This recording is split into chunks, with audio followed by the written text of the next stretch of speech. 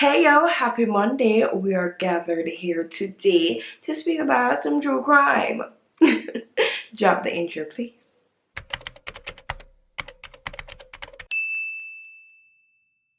Firstly and foremostly, before I jump into the video and all of these niceness, I want to give a shout out to Giovanni. Hi, your cousin Jermaine Linda told me that you were the one that introduced him to my channel, and you always watch my crime and convictions and stuff like that. So thank you so much for being here. So moving on, we're gonna talk about a case from Ireland. I tried to do an accent of Ireland. No, that accent sucks. We're going to talk about the Scissor sisters. Linda and Charlotte Mulhall are sisters from Dublin. Their parents, John and Kathleen, raised a family of 3 boys and 3 girls. John abused Kathleen throughout their whole relationship, and unfortunately, the children witnessed all of this. Linda was 9 years older than her sister Charlotte, and she was a mother of 4. She left high school early to start having children with her high school sweetheart, her boyfriend, but they had 4 children, and unfortunately, they broke up. Linda moved on with a guy called Wayne, and Wayne was very abusive towards Linda's 4 children. Linda apparently didn't do anything about the abuse because this went on throughout their whole relationship.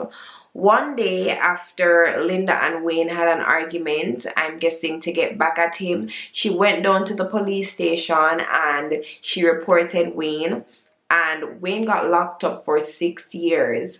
But this backfired on Linda because her children were also taken away. Linda had never worked a day in her life. She was on government benefits, and she also struggled with drug abuse and alcohol addiction. When Linda had her kids taken away from her, I'm guessing this was motivation for her to get her life together.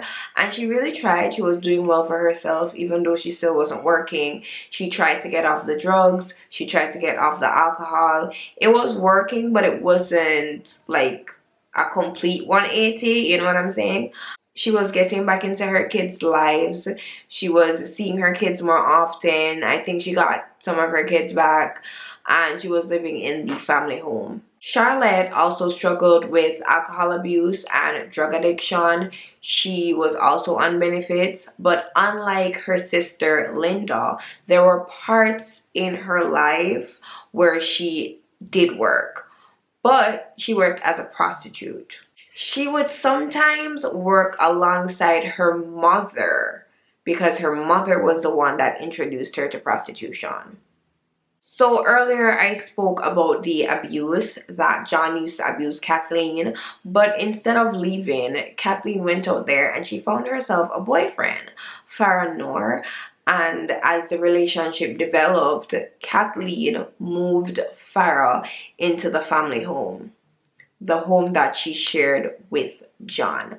When John realized what was happening, he took some of the kids and he left. The relationship between Farah and Kathleen was an awful one. She jumped out of one abusive relationship and into another abusive relationship. Farah had broken Kathleen's fingers, he had broken one of her ribs, and he would occasionally rape her. Since we're here, let's just have a look at Farah's past. Farah was an immigrant from Kenya, and he moved to Ireland in the mid-1990s. In 1997, when Farah was 30, he raped a mentally disabled Chinese girl.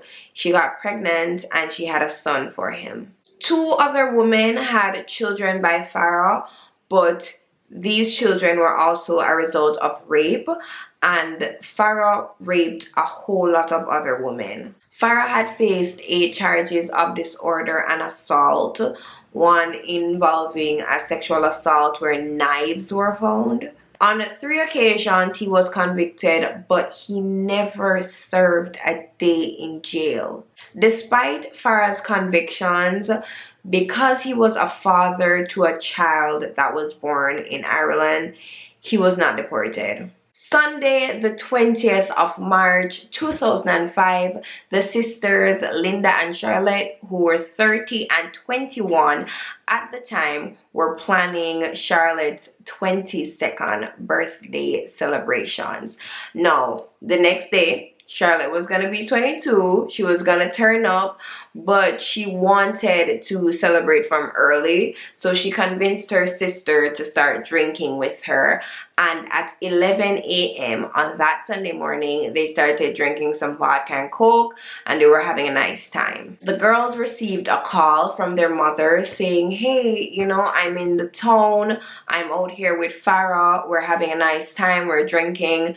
Do you want to join us and just continue the celebrations here? The girls didn't really want to, but after a whole lot of convincing, they decided that, hey, you know what? Let's go into the town. At 1:15 p.m., the girls jumped on a bus, headed into town to meet their mom and Farah.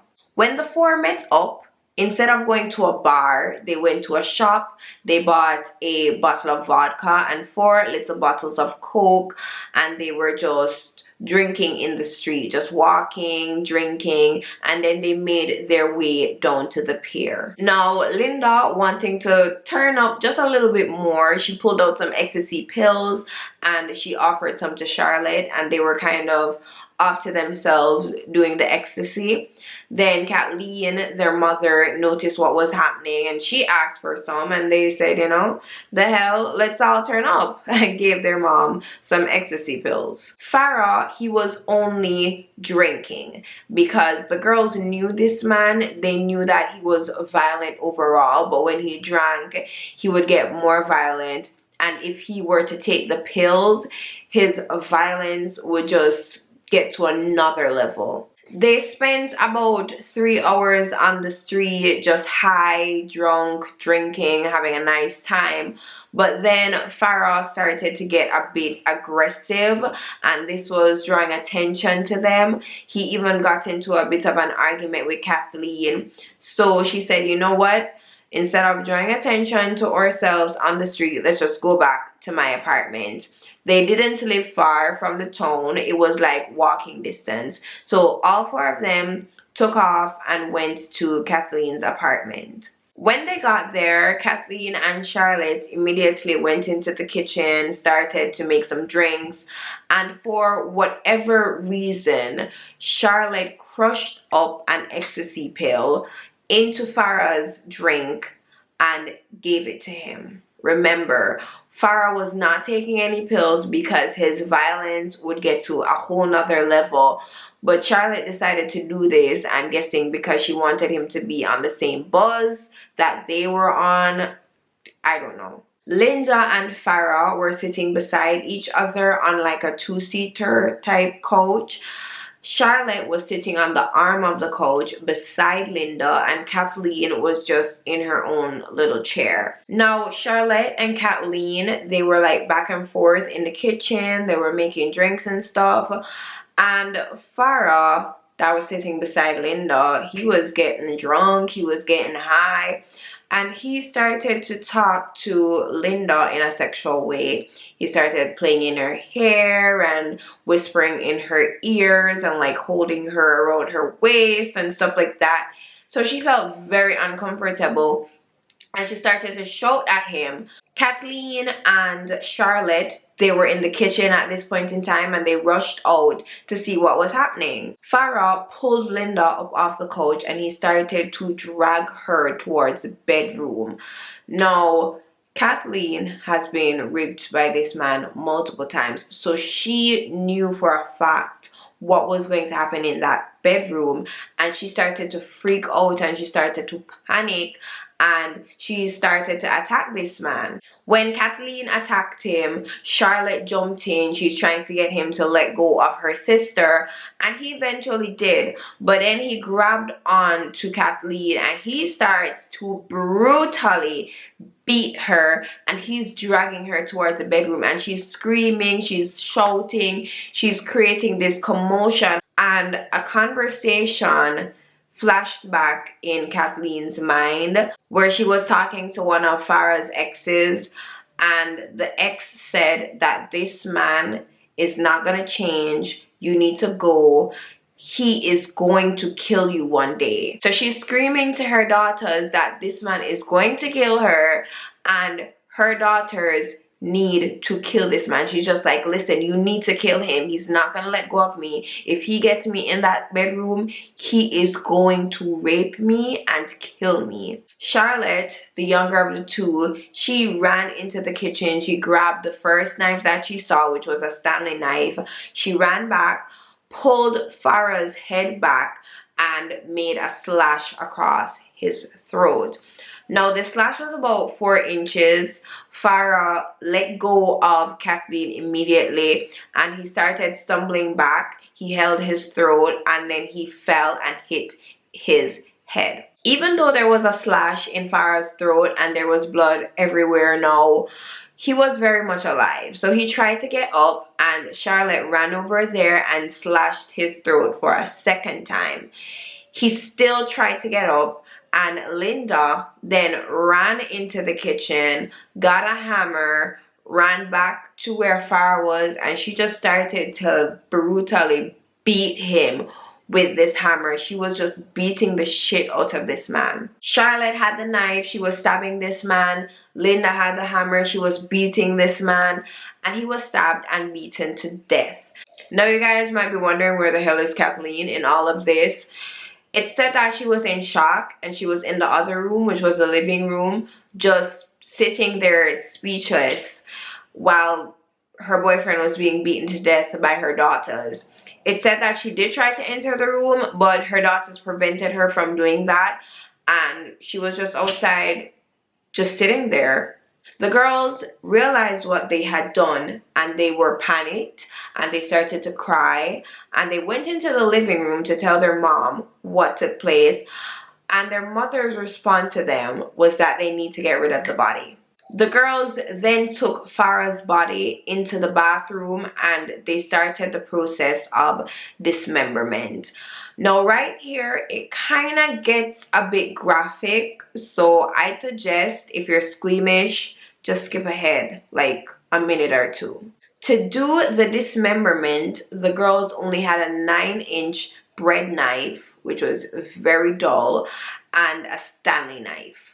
They had to cut through the flesh, and when they got to the bone, they would use the hammer to break the bone and then continue cutting through the flesh. So they did this process until his head and his limbs were cut off. Now, his legs were in 4 pieces because they cut from the hip down to the knee. So that's, 2 pieces, each leg, 4 pieces. They did the arms, the torso, and the head. They said that the head was the hardest part because they had to cut through all of this flesh with these tiny knives. And when they got to the spine, they had to use a hammer and break his spine where it connects to the head, and then continue cutting through the flesh. So you guys can only imagine how bloody this was and how horrific this was. And this took about 5 hours, so that must have smelled awful. The girls remembered that their mother said how often Farah would rape her, and they made the decision to cut off his genitalia. And then they said, no, you can't rape my mother anymore. At the end of it all, his body was in 9 pieces. So the head, the arms, the torso, the 4 pieces for the legs, and his penis. And then they placed these parts into trash bags, and they cleaned up the place. 7 a.m. the next morning, on Charlotte's birthday, the ladies set out to dispose of Farah's body parts. No, his body parts were in separate trash bags, but they couldn't just transport the trash bags like that. So they placed his body in gym bags, and they walked down to Dublin's Royal Canal, and they threw his body over there. This took several trips. They were caught on CCTV shortly after the murder having breakfast, and Linda had a bag over her shoulder, and it said that Farah's head was in that bag. As it relates to his head, it wasn't thrown in the canal. They actually buried it in a park, like under a seat. They just dug a hole with the knives and just placed his head in there, covered it up, and then they threw out the knives and the hammer in a nearby pond. The girls would often go to the canal just to see if Farah's body was discovered, and 10 days later, on March 30th, persons saw a leg floating in the canal. They contacted authorities, and when the authorities went there with some divers, they retrieved Farah's body parts. A few days after the body was found, Linda, she was in shambles. She was really worried that they might find his head. So she drank a whole bottle of vodka. She went to the park, dug up this man's head. She brought it to a different location. She beat it some more with a hammer. Very freaking gruesome. And then she buried it. She was so drunk, she did not remember where she buried it. The police initially thought that it was a ritual killing because there was so many body parts, but there was no head and there was no penis. The police also thought that this was the body of a white man because he was in the water so long, like all the pigmentation, all the melanin and everything just came right off of his skin. His skin was so pale. But when they were doing the postpartum examination and they lifted up his shirt, they realized that this was a black man. They took photographs of the bits of clothing that Farah was found in, and they circulated that in the papers, and eventually someone who knew Farah came forward to identify him. When they got his name, they went out to seek if he had any family or whatever, and they found out that he had children. They tested these kids' DNA and it came back as a match. So this was the body of Farah. By the way, Farah's head and penis has never been found. Farah was linked to these three ladies after being identified, and the police took them into custody, questioned them, but obviously they denied everything, and the police had no choice but to let them go. They kind of moved on, but they were still looking at Kathleen because Kathleen was his spouse, and then they found out about the abuse and everything, so they were very suspicious of her. Kathleen's sons knew what happened. Either Kathleen told them or the daughters told them. I'm not quite sure who exactly told them, but the sons knew. So when they realized that the authorities were more focusing on Kathleen and the girls weren't stepping forward, they decided that they were going to go to the authorities because their mother is going to get locked up for something that she did not do. So they gave the authorities the tip that Kathleen didn't do anything, that it was the girls. You need to be focusing on the girls, and that's exactly what the police started to do. Now, in August 2005, Linda was in a very, very bad state. More than likely it was her conscience that was like really eating her up based on what she had to go through. So she went to the authorities and she told them everything, every single detail. Kathleen's apartment was searched and they found bloodstains on the carpet that matched Farah. Kathleen, on the other hand, she fled the country. She was like, I didn't kill anybody, bye-bye. So the sisters were arrested alongside their father, John. I didn't say this earlier, but it's rumored that when Farah was murdered, the girls called their father, told their father everything that happened, and their father came over the house to help them with the cleanup and to help them get rid of the body. This is unconfirmed because he was never charged with anything. And unfortunately, after the girls were charged, he was released and he killed himself. Some people said that he killed himself because of the guilt, but we will never know why this man decided to hang himself in a park. The investigations showed that he was not involved, so we don't know.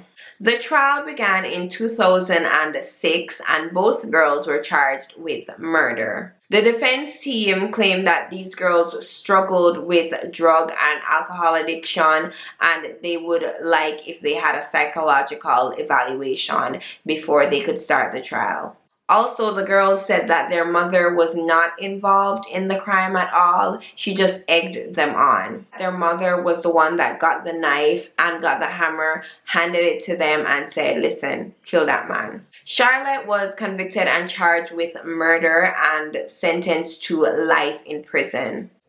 Linda, on the other hand, was sentenced to 15 years for manslaughter. Both girls tried to appeal their sentencing, but that failed. In 2008, their mother, Kathleen, returned to Ireland and she was charged with giving false information to police and she was charged with a whole lot of other stuff and she was given 5 years in prison. Kathleen was released in 2011. She's a free woman today. Linda was released in 2018.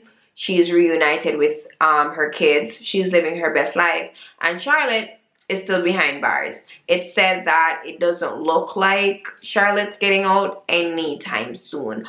Also, some persons were in support of the girls, saying that they really didn't need to get such a long sentence because a rapist is off the streets and they were just doing God's work. That's all I have for you guys today, but I do have some thoughts. Not a whole lot of thoughts.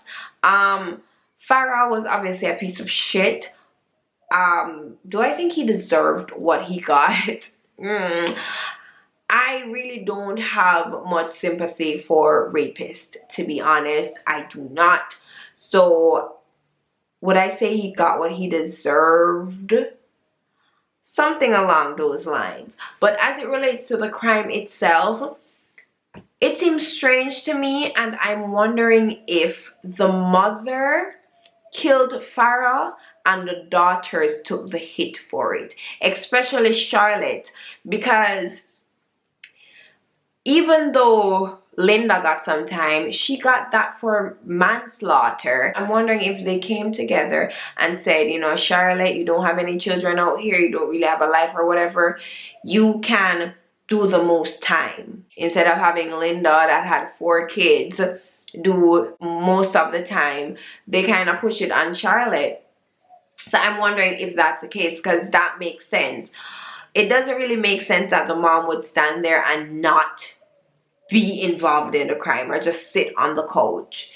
I think that maybe the mother snapped and killed that man and the daughters were there and the daughters are choosing to take the hit. Just my opinion, you know? Very strange. But anyways, that is all I have for you guys today. Thank you so much for watching. I know that you guys have some opinions, so just leave them down below in the comment section. I just love hearting those opinions, and even if I don't agree with you guys, we will have a respectable conversation down there in the comment section. Like the video, share the video, all of them nice is there. The links to my sources will be in my description box. My social media pages are also linked in my description box. Have a wonderful week, okay? And as per usual, remember to be a beautiful soul, not just a gorgeous face. And until I see you guys next time, bye. You understand what I'm saying? Like, because